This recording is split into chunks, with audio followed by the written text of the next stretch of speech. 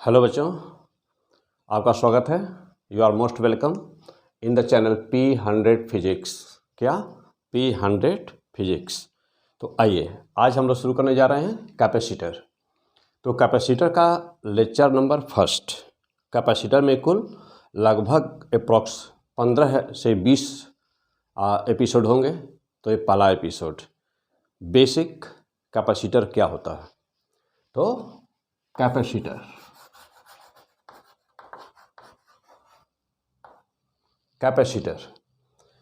तो कैपेसिटर क्या होता है, चलिए क्यों इसकी ज़रूरत पड़ी, कैपेसिटर होता क्या है, इसकी ज़रूरत क्यों पड़ी, क्यों कैपेसिटर को बनाया गया। ओके, कोई एक कंडक्टर ले लिया जाए।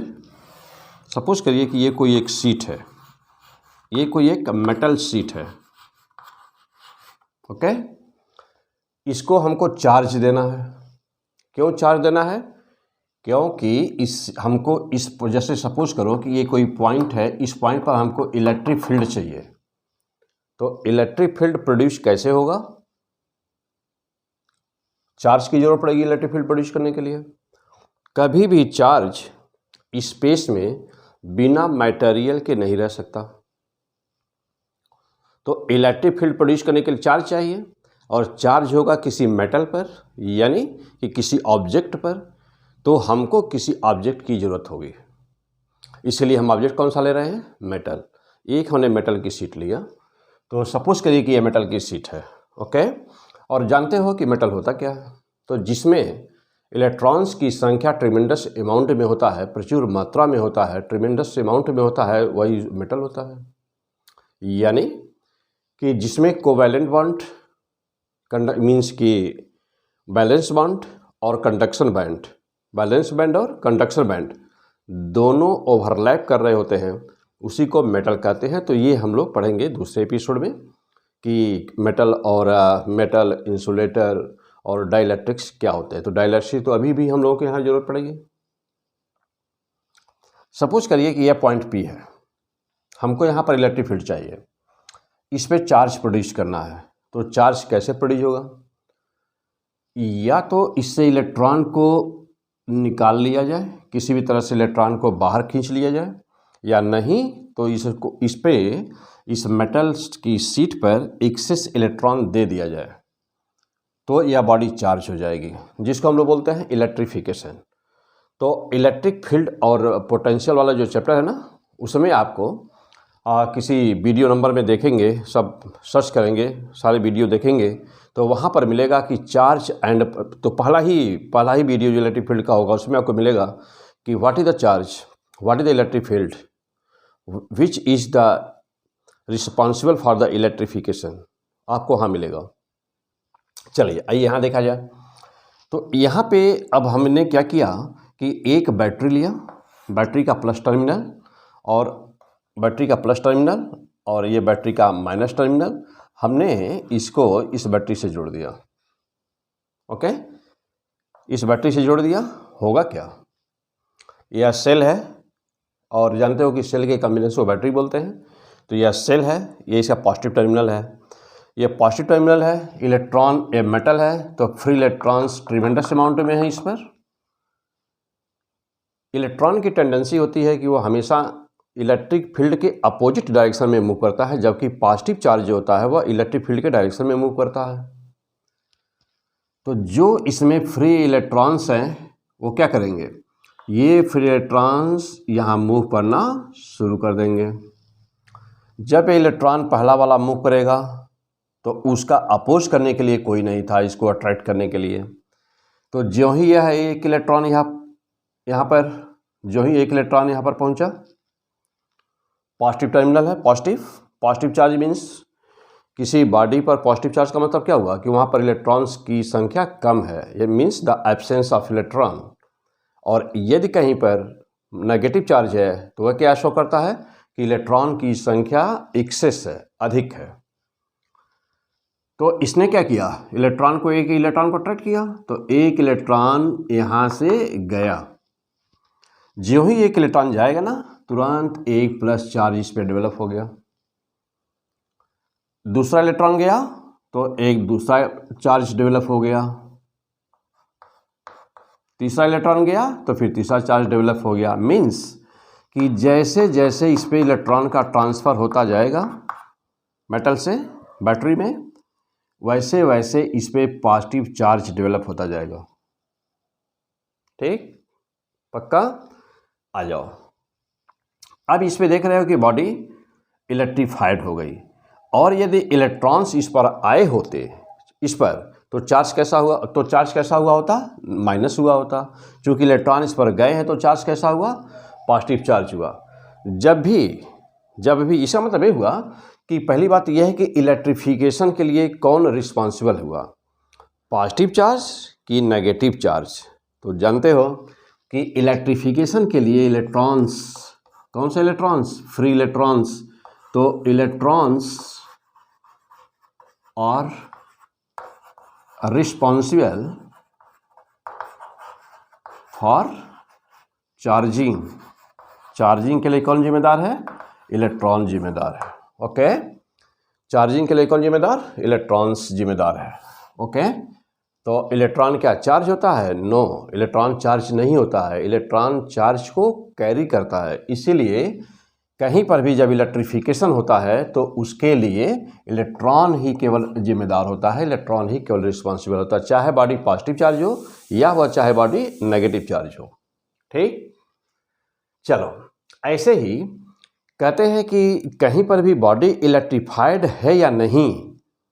तो अब जैसे यहाँ पर ऑप्शन दिया गया है कि can you check the body is electrified और not by the means of number one force of attraction, number 2 force of repulsion, number 3 from both, and number 4 none of these. Which one is the correct option? सोचो, कोई body electrified है या नहीं, तो हम इसको कैसे पता कर सकते हैं? नंबर 1 अट्रैक्टिव फोर्स के द्वारा, नंबर 2 रिपल्सिव फोर्स के द्वारा, नंबर 3 दोनों के द्वारा, नंबर 4 किसी के द्वारा नहीं। तो किस पर निशान मारोगे? बोलो जल्दी, सोचिए, किस पर निशान मारोगे? केवल फोर्स ऑफ रिपल्सन पर। क्या फोर्स ऑफ अट्रैक्शन के द्वारा भी बॉडी का इलेक्ट्रिफिकेशन चेक कर सकते हो? कभी नहीं, कभी नहीं। क्यों नहीं? यह आपको मैं एक्सप्लेन किया हूँ इलेक्ट्रिक फील्ड एंड पोटेंशियल वाले एपिसोड में। ठीक, वहाँ आप क्लियर होइए। क्यों नहीं, मैं फिर यहाँ पर रिवाइज कर देता हूँ। जानते हो कि इलेक्ट्रोस्टैटिक इंडक्शन प्रोसेस, क्या? इलेक्ट्रोस्टैटिक इंडक्शन प्रोसेस क्या होता है? यह प्रोसेस जब भी किसी चार्ज बॉडी के सामने कोई दूसरी बॉडी लाई जाती है, तो जो दूसरी बॉडी लाई जाती है ना, उस पर यदि वह मेटल की बनी हुई है तो जो बॉडी लाई गई है उस पर उतना ही अपोजिट चार्ज डेवलप हो जाता है। इस प्रोसेस को कहते हो इलेक्ट्रोस्टैटिक इंडक्शन प्रोसेस। क्या बोलते हैं इसको? इलेक्ट्रोस्टैटिक इंडक्शन प्रोसेस बोलते हैं। Means the production of same and opposite charge on any other body which is not charged initially, which is not charged is called electrostatic induction process। और electrostatic induction process में charge जो produce हुआ Q dash बराबर कितना हुआ?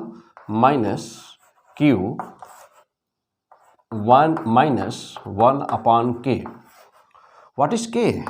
K is the dielectric constant. Okay, dielectric constant. अब for metal dielectric constant का मान मेटल के लिए इनफाइनाइट होता है। तो देखो यहाँ पे इनफाइनाइट रख दीजिए। तो induced charge will be how much? तो Q dash equal to -Q in the bracket 1 upon infinite. What will be that? Q dash equal to -Q because 1 by infinite that is 0. तो therefore यह तो equal and opposite, minus sign show कर रहा है कि वह charge opposite develop हुआ। तो this is the process electrostatic induction process. Suppose करो कि कहीं पर कोई ऐसा सब्सटेंस है, कोई ऑब्जेक्ट है जिसका डाइलेक्ट्रिक कांस्टेंट के का मान 2 होता, तो यदि यह 2 होता तब क्या वैल्यू आती? तो देखिए यहाँ पे 2 रख दो, 1 माइनस 1/2 हाफ हो जाता, मीन्स क्या कि Q dash equal to minus Q/2 half charge develop हुआ होता। ओके, तो the amount of the induced charge depends on the dielectric constant, means कि जो वस्तु है वह डाइलेक्ट्रिक है या कि मेटल है और उसके डाइलेक्ट्रिक कांस्टेंट का मान कितना है। ओके, आ जाओ, हम लोग जो इस पॉइंट पे थे, तो हम लोग का यह है कि कैपेसिटर होता क्या है, कैपेसिटर का प्रिंसिपल क्या होता है, कैपेसिटर की ज़रूरत क्यों पड़ी। आइए चलिए देखते हैं। तो यहाँ पर यह एक शीट हमने लिया, हम इसको यहाँ पर हमको एक हाई इलेक्ट्रिक फील्ड की ज़रूरत है, एक हाई इलेक्ट्रिक फील्ड की हमको ज़रूरत है। ये ज़रूरत कैसे पूरा होगी? सपोज करो कि 100 वोल्ट पर मीटर की इलेक्ट्रिक फील्ड यहाँ हमको ज़रूरत है, 100 वोल्ट पर मीटर की हमको यहाँ ज़रूरत है। लेकिन हम जब इसको 70 वोल्ट पर मीटर तक ही इलेक्ट्रिक फील्ड जब देते हैं ना, तो इसके बाद में ये जल जाता है, यानी कि इलेक्ट्रिकल शॉक, मीन्स कि इलेक्ट्रिकल प्रेशर प्रोड्यूस होता है इस पर। और ये क्या होता है मैं अभी एक्सप्लेन कर रहा हूँ आपको। तो इलेक्ट्रिकल प्रेशर के कारण, यानी कि इलेक्ट्रिकल शॉक के कारण यह जो कंडक्टर है ना, ये जल जाता है, बर्न कर जाता है ये कंडक्टर। और हम जितना चाहें उतना किसी बॉडी को चार्ज नहीं दे सकते। सवाल एक, क्यों नहीं दे सकते? आइए देखते हैं। Very simple. जैसे मान लो कि यहाँ पर एक कोई वस्तु रखी हुई है, या यहाँ पर भी हम लोग जहाँ पर हैं, हम यहाँ पे खड़े हैं, तो सपोज करो कि यहाँ पर ये सीट रखी हुई है और बगल में कोई फाटक है, मेटल का है, कोई वस्तु रखी हुई है, मेटल की रखी हुई है, थोड़ी दूरी पर रखी हुई है, तमाम वस्तुएं कंडक्टिंग चीज़ें हैं। होगा क्या कि इसकी इलेक्ट्रिक फील्ड, जानते हो कि इलेक्ट्रिक फील्ड चार्ज से निकलती है और इनफाइनाइट तक जाती है। इलेक्ट्रिक फील्ड इनफाइनाइट तक जाती है, तो जो भी वस्तु यहाँ पर आसपास में होगी, तो उसका इलेक्ट्रॉन एक फोर्स एक्सपीरियंस करेगा। जो इसमें फ्री इलेक्ट्रॉन्स होगा, अब मान लो कि यहाँ पर एक मेटल का कोई दूसरी वस्तु रखी हुई है, इसमें जो इलेक्ट्रॉन्स है ना, तो इसमें जो इलेक्ट्रॉन्स हैं, फ्री इलेक्ट्रॉन्स है, वह एक फोर्स एक्सपीरियंस करेंगे, फोर्स का अनुभव करेंगे, क्योंकि इलेक्ट्रिक फील्ड में है। और इलेक्ट्रॉन पर हमेशा फोर्स इलेक्ट्रिक फील्ड के अपोजिट डायरेक्शन में होती है। तो यह वाला मान लो कि यहाँ पर कोई वस्तु है, तो इस पर जो इलेक्ट्रॉन है ना, इस पर फोर्स कितना लगा, इधर फोर्स लगा, इस पर कितना फोर्स, F बराबर QE। इलेक्ट्रिक फील्ड वाला एपिसोड पहले पढ़ लेना है आपको। तो F equal to QE force लगेगा किधर, in the opposite direction to the electric field. परिणाम क्या होगा, जैसे जैसे इलेक्ट्रिक फील्ड बढ़ती जाएगी वैसे वैसे फोर्स बढ़ता जाएगा, और ये इलेक्ट्रॉन अपने सरफेस को छोड़कर यहाँ से मूव करना शुरू कर देंगे इलेक्ट्रॉन्स, और यहाँ से इससे आकर इनके ऊपर बम्बार्डमेंट होना शुरू हो जाएगा, यानी कि इससे आकर के तेज़ी से आके इलेक्ट्रॉन्स का कोलिजन इस पे होना शुरू हो जाएगा, इस वाले बॉडी पर। दोनों के बीच में इतना तेज़ी से इलेक्ट्रॉन का मूवमेंट होगा, जिसको हम लोग क्या बोलते हैं, इसी को बोलते हैं इलेक्ट्रिकल शॉक, यानी कि ये बर्न कर जाएगा, जल जाएगा ये। तो इस एक्सप्रेशन से क्या क्लियर हुआ कि हम जितनी ज़रूरत है या जितना हम चाहते हैं किसी भी बॉडी को चार्ज देना, हम उतना नहीं दे सकते, या कहीं किसी विशेष बिंदु पर, जैसे फैन का कंडेंसर है, तो हमको स्टार्ट करने के लिए ज़्यादा इलेक्ट्रिक फील्ड की ज़रूरत है, तो हम उतना नहीं दे सकते। क्लियर? ऐसे ही बहुत सारे ऑपरेटर्स हैं, बहुत सारे इंस्ट्रूमेंट हैं कि जहां हमको ज़्यादा इलेक्ट्रिक फील्ड की ज़रूरत होती है और हम उतना सिंपल सप्लाई से नहीं दे सकते। तो इसके लिए ज़रूरत क्या पड़ती? इसी के लिए ज़रूरत पड़ती है कैपेसिटर की। तो सबसे पहला पॉइंट ये कि what do you mean by the capacitor? Capacitor होता क्या है? चलिए, तो अब इस एक्सप्लेनेशन से हम लोग समझ गए होंगे ना, क्लियर हो गया होगा आपको कि कैपेसिटर क्या होता है। क्या होता है भाई? कैपेसिटर क्या होता है? ये इलेक्ट्रोस्टैटिक इंडक्शन प्रोसेस। अभी हम लोग को आगे एक्सप्लेनेशन में जरूरत पड़ेगी, यहाँ क्लियर हो गए आप सब लोग इलेक्ट्रोस्टैटिक इंडक्शन प्रोसेस क्या होता है। तो अभी हम लोग को यहाँ पर जरूरत पड़ेगी आगे, अभी इसकी जरूरत पड़ेगी। ओके, चलिए, तो सबसे पहला पॉइंट अब यहाँ पर कि पहले देखा जाए कि कैपेसिटर तब होता ही क्या है। इसी ज़रूरत को पूरा जो इंस्ट्रूमेंट या जो डिवाइस करती है उसी को कैपेसिटर कहते हैं। ओके, तो जो इस यहाँ हमको जो ज़रूरत है इसको जो पूरा करेगा वही डिवाइस, वही सिंपल डिवाइस क्या कहलाएगी? कैपेसिटर। तो therefore now you can say that capacitor is the simple device which store electrostatic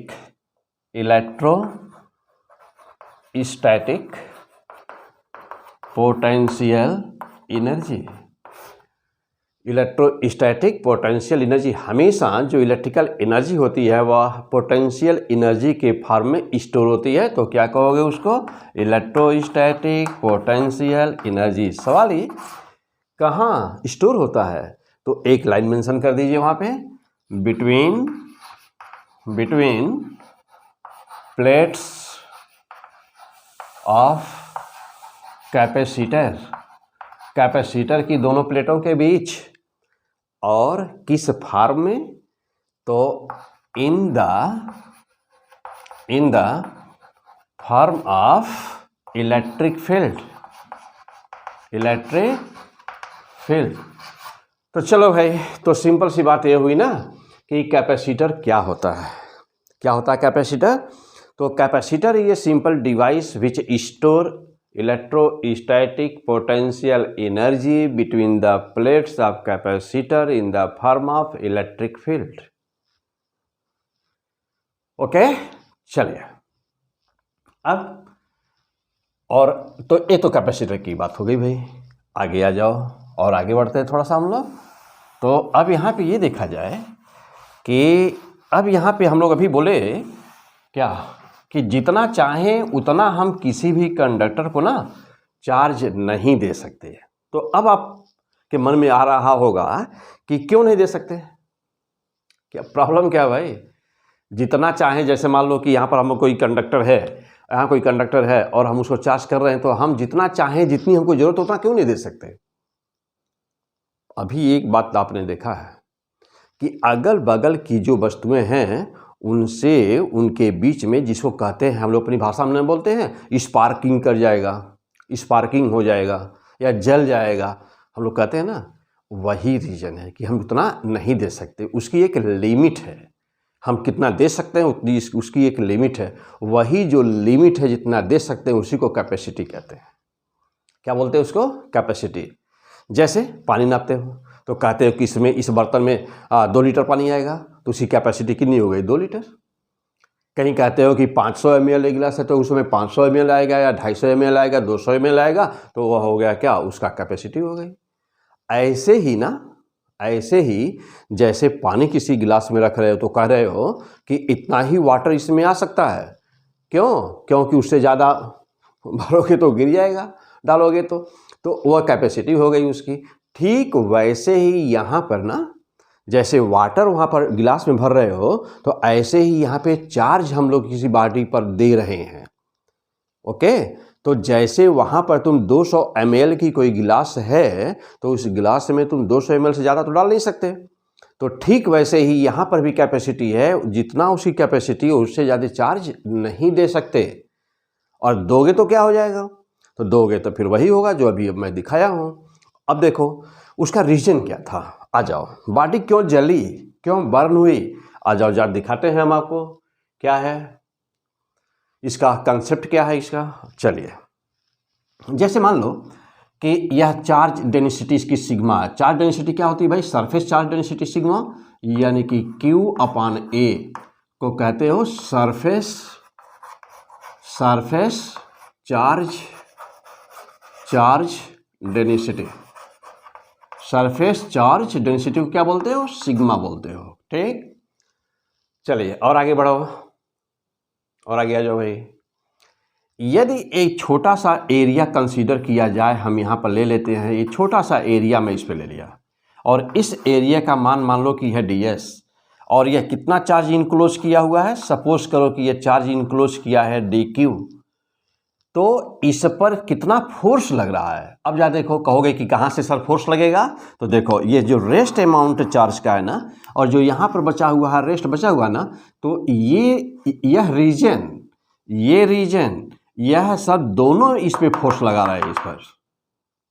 यानी कि जब हम किसी बॉडी को चार्ज देते हैं ना, तो एक पार्टिकुलर एरिया उस बॉडी पर लोगे तो बाकी एरिया जो होगी ना उस बॉडी की, वो उस पर फोर्स लगा रही होगी। मीन्स कि जब हम किसी बॉडी को चार्ज देते हैं तो उस कहीं पर भी कोई भी यदि बिंदु ले लो या कोई रीजन पेन से कहीं पर एक सर्किल बना दो, तो बाकी बॉडी के चार्ज उस पर फोर्स लगा रहे होंगे। यानी कि हर बिंदु एक दूसरे की आपस में बॉडी के ऊपर ही एक फोर्स लगा हुआ है। अब वो फोर्स होगा कितना, तो सपोज करो ना कि ds एरिया हो गई, dq चार्ज हो गया, तो फोर्स इस पे कितना अनुभव हो रहा है, सपोज या कि df फोर्स लग रहा है। फैंटास्टिक, चलो आगे बढ़ो। अब आ जाओ, तो यह df बराबर कितना हुआ भाई, व्हाट इज df, फोर्स क्या हुआ, तो charge dq into charge into ये क्या होता है फोर्स बराबर F बराबर QE, तो DF बराबर DQ इंटू E। ओके, अच्छा अब यहाँ जरा सा देखो भाई, तो DF बराबर DQ क्या लिख सकते हो, DQ बराबर किसके लिख सकते हो, तो DQ बराबर लिख सकते हो ना, देखो यहाँ से Q बराबर सिग्मा A, तो DQ बराबर सिग्मा इंटू DS, हम लोग एरिया माने हैं, तो DF बराबर क्या हुआ, sigma ds into E। Okay, अब आ जाओ भाई, ds को इधर ला दो, तो df upon ds equal to, तो df upon ds equal to क्या बचा यहाँ, सिग्मा इंटू E। अब ये सीट है, तो इलेक्ट्रिक फील्ड वाले एपिसोड में आपको मैं बताया हूँ क्या, कैसे इलेक्ट्रिक फील्ड निकाली जाती है सीट की, तो वहाँ पर है, उस वीडियो में है, वहाँ पे आप देखेंगे। तो E बराबर होता है क्या, sigma upon 2 epsilon not, because this is the seat. तो सीट के लिए E का मान आता है सिग्मा अपॉन 2 एप्सिलॉन नॉट। इस एप्सिलॉन नॉट क्या है, permittivity of the free space.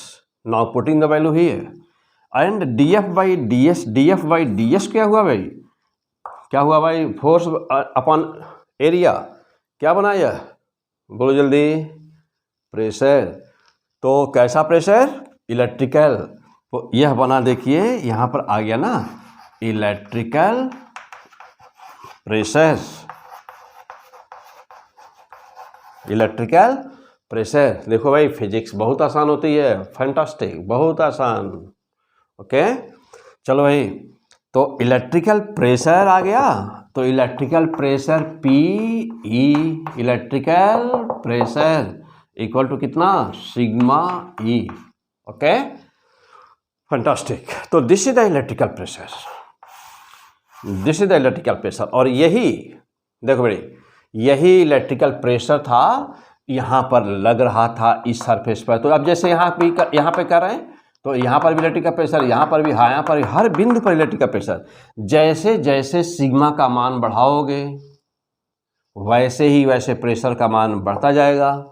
जब प्रेशर का मान बढ़ता जाएगा तो यह सरफेस ब्रस्ट कर जाएगा, यानी कि जल जाएगा, जिसको कहते हो कि इलेक्ट्रिकल शॉक, यानी कि बर्न कर गया। फैंटास्टिक, आ जाओ आगे बढ़ते हैं। अब यहाँ कुछ बातें और क्या भाई, तो इलेक्ट्रिकल प्रेशर तो निकल गया ना, और जरा वैल्यू इसकी पुट कर दिया जाए तो पी ई इलेक्ट्रिकल प्रेशर बराबर कितना होगा, सिग्मा ई की वैल्यू पुट कर दो तो ई बराबर कितना होता है, जल्दी बोलो, सिग्मा बाई 2 एप्सिलॉन नॉट। तो पी ई बराबर sigma square upon 2 epsilon naught. This is the fantastic equation of the electrical pressure. तो this is the fantastic equation of the electrical pressure. अब यदि सिग्मा के स्थान पे चाहो तो इसको ऐसे भी लिख सकते हो कि पी ई बराबर क्या, हाफ एप्सिलॉन नॉट, ई के फॉर्म में लिखना चाहो तो half epsilon not E square value put कर जाए तो ये वैल्यू आ जाएगी। मीन्स कि इलेक्ट्रिकल प्रेशर बराबर क्या हुआ, या तो यह लिखा जाए सिग्मा के फॉर्म में लिखोगे तो सिग्मा के फॉर्म में तो half sigma square upon epsilon not, और यदि इलेक्ट्रिक फील्ड के फॉर्म में लिखोगे तो सिग्मा के स्थान पर जानते ही हो, यहाँ से ले लो सिग्मा के स्थान पे क्या रख सकते हैं हम लोग, सिग्मा के स्थान पे यहाँ से आ जाओ, सिग्मा के स्थान पे क्या रख सकते हो, देखो यहाँ पर ई बराबर कहाँ पर है, देखो ई बराबर फिर से देखो लो, ई बराबर क्या, सिग्मा अपॉन एप्सिलॉन नॉट। अब कहोगे कि सर यहाँ पर सिग्मा अपॉन एप्सिलॉन नॉट क्यों हो रहा है, चलो रखो भाई बताता हूँ क्यों हो रहा है। देखो भाई, इलेक्ट्रिकल फील्ड एंड पोटेंशियल वाला एपिसोड, वहाँ का वीडियो जरूर देखो ना, खूब जम के पढ़ाई करो। तो सिग्मा बराबर क्या हुआ, सिग्मा बराबर देखो, सिग्मा बराबर क्या हुआ, एप्सिलॉन नॉट इंटू ई हो गया सिग्मा की वैल्यू। अब कहोगे भाई कि सर इसमें 2 नहीं है, हाँ 2 नहीं रहेगा, क्यों, क्योंकि यह कंडक्टर के लिए है। तो कोई भी कंडक्टर हो या कोई भी प्लेट हो, शीट और प्लेट, थिकनेस जब उसकी नेग्लिजिबल होती है तो उसको शीट बोलते हैं। और किसी शीट की जो इलेक्ट्रिक फील्ड होती है ना, तो किसी शीट की इलेक्ट्रिक फील्ड ई बराबर सिग्मा अपॉन 2 एप्सिलॉन नॉट होती है। लेकिन किसी प्लेट की इलेक्ट्रिक फील्ड जब निकालोगे ना, नोट करो मोस्ट इंपॉर्टेंट पॉइंट, ई बराबर सिग्मा अपॉन एप्सिलॉन नॉट होती है। अब सिग्मा की वैल्यू हम यहाँ पुट कर दिया, तो सिग्मा की वैल्यू, चलो भाई सिग्मा की वैल्यू पुट करो तो जल्दी से। तो सिग्मा की वैल्यू यदि पुट कर दोगे तो देखो क्या मिल रहा है, सिग्मा की वैल्यू पुट करो, एप्सिलॉन नॉट ई स्क्वायर, तो epsilon not E, epsilon not का स्क्वायर, ई का स्क्वायर और अपान पहले से कितना था 2 एप्सिलॉन नॉट, एप्सिलॉन से एप्सिलॉन कैंसिल, कितना हुआ half epsilon not E square. क्या है यह, इलेक्ट्रिकल प्रेशर। फैंटास्टिक। तो इलेक्ट्रिकल प्रेशर, तो अच्छी तरह से बार फिर से रिवाइज करो ठीक से, फर्स्ट क्लास। तो what is the electrical pressure,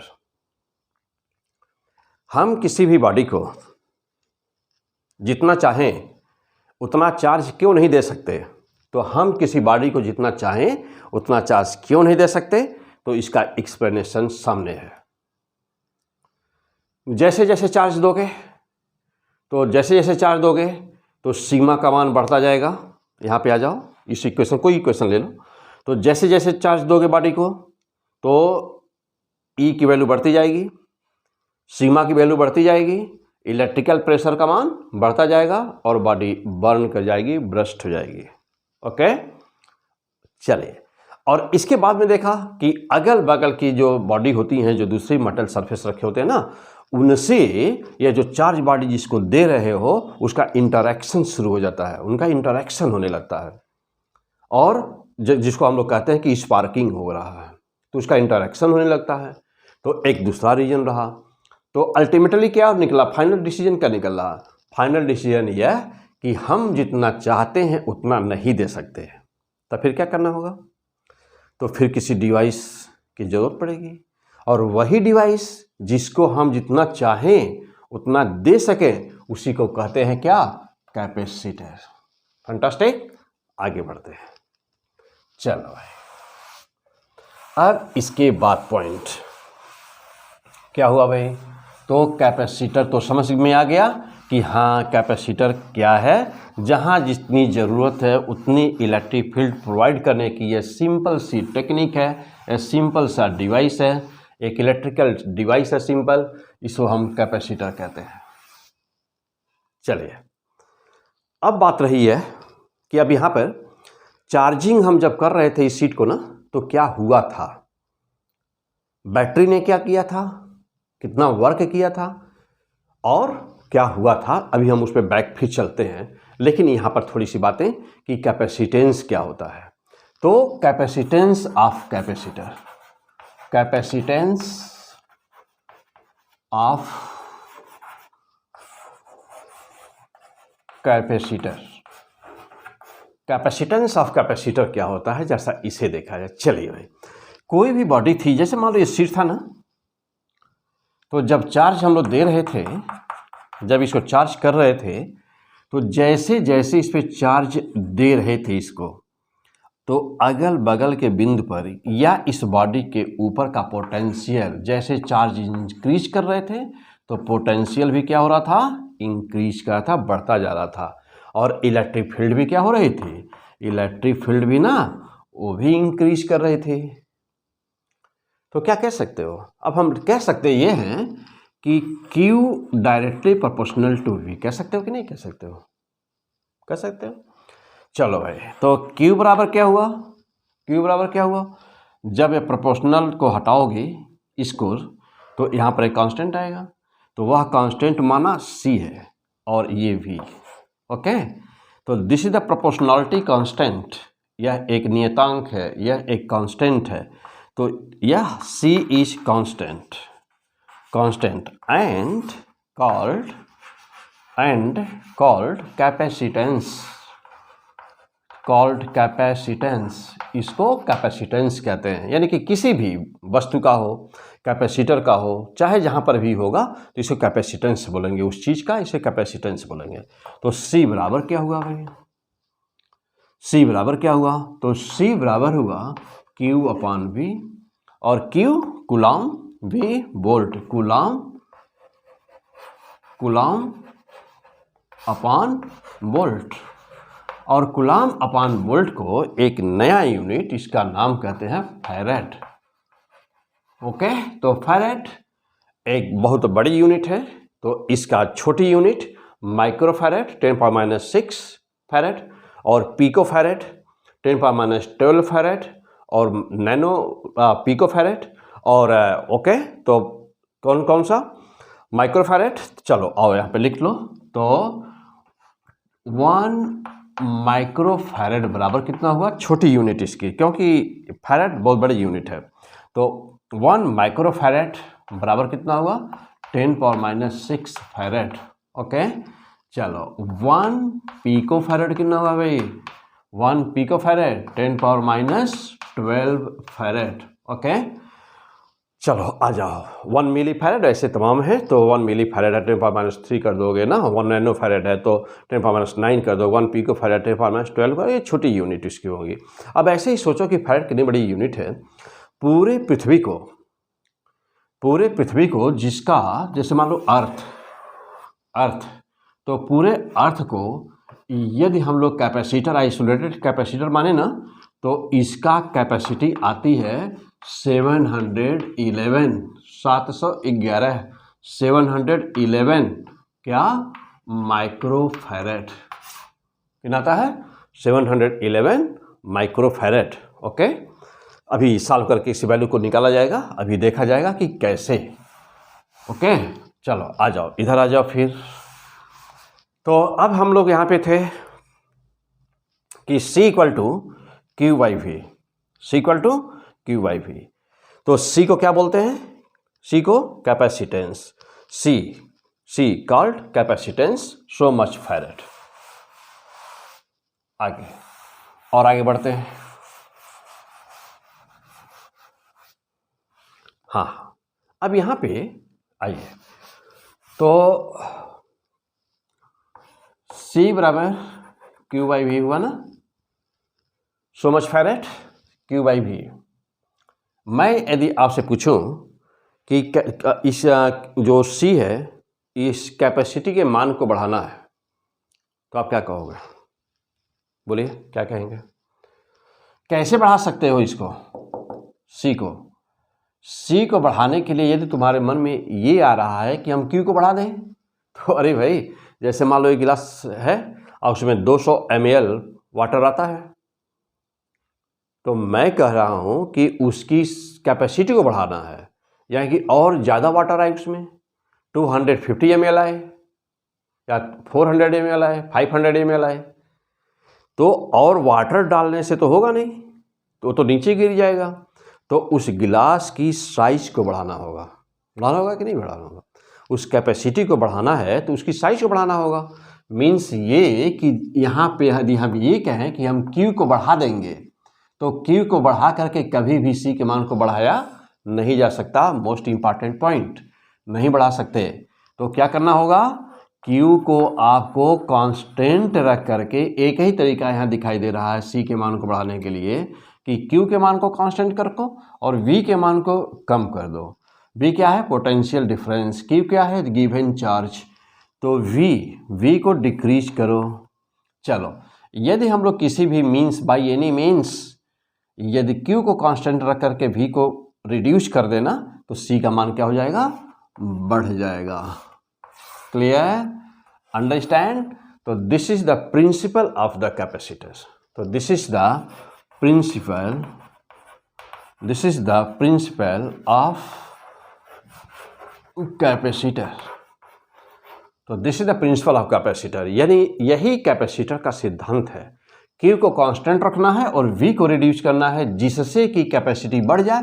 तो जब कैपेसिटी बढ़ जाएगी ना, तो और अधिक चार्ज हम उस समय दे सकते हैं जब कैपेसिटी बढ़ जाएगी। इसका मतलब ये हुआ कि हम Q को ज़्यादा बढ़ा करके हम कभी भी कैपेसिटी को बढ़ा नहीं सकते। तो how you can now increase this capacity C? तो C को इंक्रीज करने के लिए क्या करना होगा? तो C को इंक्रीज करने के लिए इसका शेप एंड क्या साइज इंक्रीज करना होगा। शेप एंड साइज इंक्रीज करना होगा, इनको बढ़ाना होगा। ओके, तो इसका शेप, जैसे मान लो कि स्फेरिकल कैपेसिटर है तो उसका रेडियस बढ़ाओगे। पैरेलल प्लेट कैपेसिटर है तो उसका प्लेट की एरिया बढ़ाओगे। मीन्स कि हमको एरिया बढ़ानी होगी, उसका साइज बढ़ाना होगा, उसका शेप बढ़ाना होगा, उसका साइज बढ़ाना है। साइज का मतलब है तो साइज बढ़ाओगे, तब जा कर के यह तो कैपेसिटी बढ़ जाएगी। ठीक, चलिए अब फिर से चलते हैं हम लोग कि इसके प्रिंसिपल पर। तो प्रिंसिपल तो देखा कि यह शेप और साइज बढ़ा करके हम लोग केवल C के मान को बढ़ा सकते हैं, V के मान को कम करना रहेगा और Q के मान को कांस्टेंट रखना होगा। ठीक, फर्स्ट क्लास। तो चलो बच्चों, कैपेसिटर बहुत आसान है सब कुछ, बस कंसेप्ट वाइज को समझते जाना है ना। चलो आ जाओ। अब अभी बात हो रही थी, अब क्वेश्चन अब ये उठता है कि हम ये जो काम करना है कि Q कांस्टेंट रहे और V का मान कम हो जाए, तो करें कैसे? ये होगा कैसे, है कि नहीं? फैंटास्टिक। चलो आ जाओ। सपोज करो कि यह एक पॉजिटिव चार्ज है, एक सीट है, यह एक पॉजिटिवली चार्ज सीट है। सपोज करो, कर लिया? क्या किया जाए? सोचो क्या किया जाए कि V का मान, जो पोटेंशियल यहाँ, मान लो कि यहाँ के प्लस चार्ज के कारण पोटेंशियल है इस प्लेट के ऊपर, इस सीट के ऊपर, वह सपोज करो V प्लस है। चलिए भाई, इसके बगल में कुछ दूरी पर ना एक और आइडेंटिकल सीट में रख दूं, देखा जाए क्या होता है। चलो रख दिया। Electrostatic induction process means you can say that the capacitor is based on the principle of electrostatic induction process. Okay, तो अब यहाँ पर जानते हो इलेक्ट्रोस्टैटिक इंडक्शन प्रोसेस में क्या होता है। चूंकि ये भी आइडेंटिकल सीट है, ये भी मेटल का है और ये भी मेटल का है। ठीक, क्या होगा बोलो जल्दी? जितना प्लस चार्ज इस पर होगा उतना ही ना इस पर माइनस चार्ज डेवलप हो गया होगा कि नहीं? पक्का हो जाएगा, हो जाना है इलेक्ट्रोस्टैटिक इंडक्शन प्रोसेस। अच्छा, अब ये सवाल ये है कि ये चार्ज और यह चार्ज, ये दो चार्ज है ना, जो चार्ज है दोनों ना, तो इस पे प्लस है इस पे माइनस है। तो जानते हो कि प्लस चार्ज से इलेक्ट्रिक लाइंस ऑफ फोर्सेज निकलती हैं, प्लस चार्ज से, और माइनस चार्ज की तरफ जाती है electric lines of forces. Capacitor की जो बाहर का एरिया होती है, ये जो बाउंड्री होती है, माउथ होता है ये दोनों प्लेट का कैपेसिटर का ना, ये वाली एरिया। तो यहाँ पर देखो माउथ के नीचे कैपेसिटर की जो ये माउथ है, जो सरफेस है ये वाला ना, इसके अंदर तो कैपेसिटर ही वह डिवाइस है जिससे यूनिफॉर्म इलेक्ट्रिक फील्ड प्रोड्यूस की जाती है। यूनिफॉर्म इलेक्ट्रिक फील्ड, तो यह कैपेसिटर ही वह डिवाइस है जिससे यूनिफॉर्म इलेक्ट्रिक फील्ड प्रोड्यूस की जाती है। ठीक वैसे ही जैसे यूनिफॉर्म मैग्नेटिक फील्ड सोलिनॉइड से प्रोड्यूस की जाती है।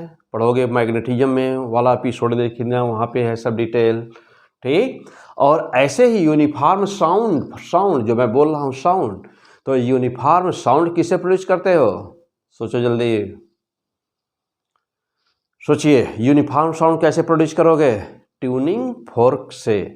तो ट्यूनिंग फोर्क से यूनिफॉर्म साउंड, सोलिनॉइड से यूनिफॉर्म मैग्नेटिक फील्ड, कैपेसिटर से यूनिफॉर्म इलेक्ट्रिक फील्ड प्रोड्यूस करते हो। फिलहाल कम ऑन द टॉपिक। चलो भाई आगे बढ़ा जाए, मस्त फर्स्ट क्लास, चलो आ जाओ। तो यह यूनिफॉर्म इलेक्ट्रिक फील्ड यहाँ पर प्रोड्यूस हुआ। अच्छा, ये बात हम कर रहे थे सरफेस की। तो ये जो सरफेस होता है यहाँ पर फील्ड को यहाँ नॉन यूनिफॉर्म हो जाता है फील्ड ना, तो यह रिपल्सिव फोर्सेस के कारण जो इलेक्ट्रिक फील्ड ना थोड़ी बाहर निकल जाती है। तो इस इलेक्ट्रिक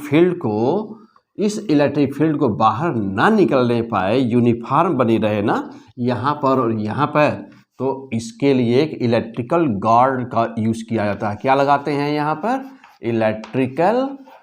इलेक्ट्रिकल गार्ड यूज़ किया जाता है। मीन्स कि यह एक टाइप की रिंग्स होती है। तो यह यहाँ पर भी यूज़ करते हो और यहाँ पर 2 रिंग्स लगाई जाती हैं, यहाँ और यहाँ इलेक्ट्रिकल रिंग्स लगाई जाती है, जिसको इलेक्ट्रिकल गार्ड बोलते हो। क्या करने के लिए? फील्ड को यूनिफॉर्म मेंटेन करने के लिए। कहाँ पर? कैपेसिटर के एंड पॉइंट पर। पक्का फर्स्ट क्लास? चलो आगे बढ़ते हैं। तो यहाँ से लेकर के इस सीट से लेकर के इस सीट के बीच में इलेक्ट्रिक फील्ड कैसी है? यूनिफॉर्म। चलो अब है कितनी, आ जाओ ये भी देख लिया जाए। तो है कितनी? एक की जानते हो कि प्लस चार्ज की इलेक्ट्रिक फील्ड चार्ज से निकलती है और इन्फिनिटी को जाती है। तो प्लस वाले की इलेक्ट्रिक फील्ड मान लिया ई प्लस, और माइनस की इलेक्ट्रिक फील्ड इन्फिनिटी से आती है, पॉइंट से होती हुई चार्ज बॉडी के ऊपर। तो यहाँ प्लस, ई किसका? माइनस। लेकिन जहाँ देख रहे हो ना, दोनों इसकी और इसकी दोनों की फील्ड एक ही है, देखो ना, एक ही दिशाएं हैं दोनों की। किसी भी बिंदु पर हम ले रहे हैं तो दोनों फील्ड एक ही दिशा में है। रिजल्ट क्या होगा? E equal to sigma upon 2 epsilon not plus sigma upon 2 epsilon not. What will be that now?